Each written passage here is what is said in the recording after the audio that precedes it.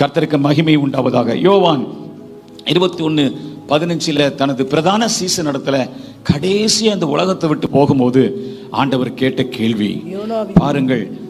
அவர்கள் போஜனம் பண்ணின பின்பு இயேசு சீமோன் பேதுருவை நோக்கி, யோனாவின் குமாரனாய் சீமோனே, இவர்களிலும் அதிகமாய் நீ என்னிடத்தில் அன்பாய் இருக்கிறாயா என்றார். கர்த்தருடைய பிள்ளைகளே, 3 முறை கேட்டார்.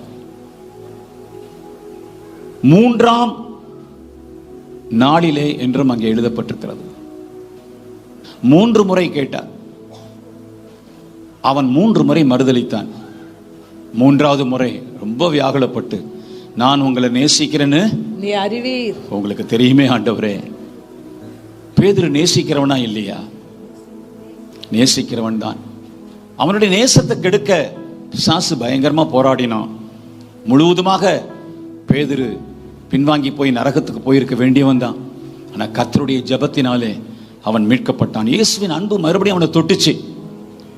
சேவல் 2 தரம் கூவுவதற்கு முன்பதாக 3 தரம் மறுதலிப்பாய் என்ற வசனத்தை நினைத்து பார்த்து மனம் கசந்து அழுதான். அன்னைக்கு பிடிச்ச அந்த அன்பு சிலுவையில தலையில தொங்குற வரையில இயேசு இயேசு இயேசு இயேசு இயேசு இயேசுன்னு அவன் உள்ளம் துடிக்க ஆரம்பித்தது.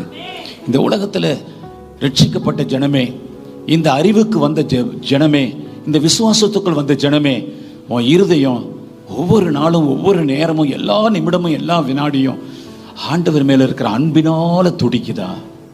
அவரையே நினைக்கிறாயா? அவர் மேலேயே நீ வாஞ்சையா இருக்கிறாயா? அவன் என்னிடத்தில் வாஞ்சையா இருக்கிறபடியால் நான் அவனை விடுவிப்பேன், உயர்ந்த அடைக்கலத்தில் வைப்பேன் சொல்லி. இதனுடைய பொருள், இன்னொரு பொருள், உயர்ந்த அடைக்கலம் என்பது பரலோகம். பூலோகத்தில் அவனை உயர்த்துவது ஒரு நேர் பொருள், ஒரு மறைப்பொருள். பரலோகத்துக்கு போகிறதுக்கும் உனக்கு இந்த வாஞ்சை இருந்தால் தான் போக முடியும்.